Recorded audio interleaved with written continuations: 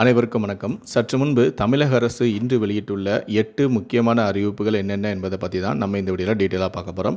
So முடிந்தளவுக்கு இந்த வீடியோவை skip பண்ணாமல் முழுமையாக பாருங்கள். இந்த வீடியோக்குள்ளே போகிறதுக்கு முன்னாடி இந்த வீடியோக்கு ஒரு லைக் பட்டனை ப்ரெஸ் பண்ணிடுங்க.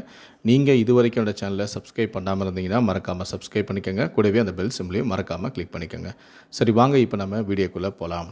முதல் அறிவிப்பு: பள்ளிகளில் படிக்கும் மாணவ மாணவியர்களில் 1 முதல் 5ஆம் வகுப்பு வரை படிக்கும் மாற்றுத்திறனாளி மாணவ மாணவியருக்கு வழங்கப்படக்கூடிய கல்வி உதவித்தொகையானது ஆண்டுக்கு 1000 ரூபாய் என்பதை 2 மடங்காக உயர்த்தி 2000 ரூபாய் என்றும், 6ஆம் வகுப்பு முதல் 8ஆம் வகுப்பு வரை படிக்கும் மாற்றுத்திறனாளி மாணவ மாணவியருக்கு வழங்கப்படும் கல்வி உதவித்தொகையானது ஆண்டுக்கு 3000 என்பதை 2 மடங்காக உயர்த்தி 6000 என்றும், 9ஆம் வகுப்பு முதல் 12ஆம் வகுப்பு வரை படிக்கும் மாற்றுத்திறனாளி மாணவ மாணவியருக்கு வழங்கப்படும் கல்வி உதவித்தொகையானது ஆண்டுக்கு 4000 என்பதை 2 மடங்காக உயர்த்தி 8000 ரூபாய் என்றும் உயர்த்தி வழங்கிட முதலமைச்சரான மு.க. ஸ்டாலின் உத்தரவிட்டுள்ளார்.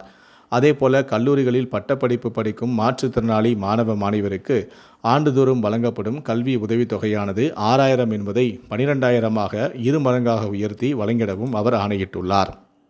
இரண்டாவது அறிவிப்பு: தமிழ்நாடு அரசு 4000 கோடி மதிப்பிற்கு பங்குகள் வரும் 24ஆம் தேதி ஏலத்தின் மூலம் மறு வெளியீடு செய்யவிருப்பதாக அறிவித்துள்ளது. மூன்றாவது அறிவிப்பு: போலி பத்திரப்பதிவை தடுக்கும் நோக்கில் கூடுதலான அம்சங்களுடன் புதிய விரல் ரேகை கருவி இன்று முதல் பயன்படுத்த பதிவுத்துறை அறிவுறுத்தியுள்ளது. நான்காவது அறிவிப்பு: டாஸ்மாக் கடைகளில் மது பாட்டில்களுக்கு பில்லானது ராமநாதபுரம் அரக்கோணத்தில் இன்று முதல் சோதனை ஓட்டமாக நடத்தப்படுவதாக அதிகாரிகள் தகவல் ஒன்றை வெளியிட்டுள்ளனர்.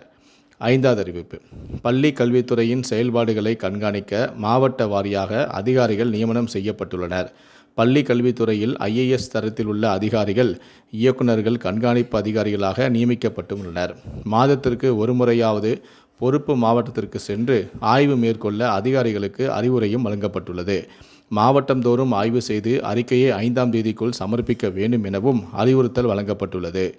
ஆறாவது அறிவிப்பு: வார விடுமுறையை முன்னிட்டு சிறப்பு பேருந்துகள் இயக்கப்பட்டு வருகிறது என அரசு போக்குவரத்து கழகம் தெரிவித்துள்ளது. கீழம்பாக்கத்திலிருந்து பல்வேறு ஊர்களுக்கு இன்று 260 பேருந்துகள் இயக்கப்படுகின்றன. கோயம்பேடிலிருந்து 65 பேருந்துகளும், மாதவரத்திலிருந்து 20 பேருந்துகளும் இயக்கப்படுகின்றன.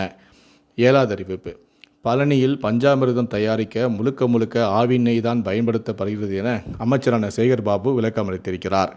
கடைசியாக எட்டாவது அறிவிப்பு: IAS, IPS உள்ளிட்ட சிவில் சர்வீஸ் பதவிக்கான மெயின் தேர்வு நேற்று தொடங்கியது. தமிழகத்தில் மட்டும் சென்னையில் மட்டும் நடந்த இந்த தேர்வை 650 பேர் எழுதியுள்ளனர். இந்த 8 அறிவிப்புகளை பற்றிய உங்களுடைய கருத்துக்களை கீழே இருக்கக்கூடிய கமெண்ட் செக்ஷனில் மறக்காமல் சொல்லுங்கள்.